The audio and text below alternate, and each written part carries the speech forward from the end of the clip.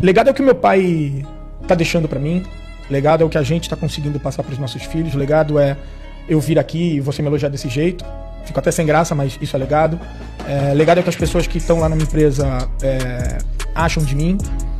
Legado é a história que vão contar de mim quando eu não estiver mais aqui.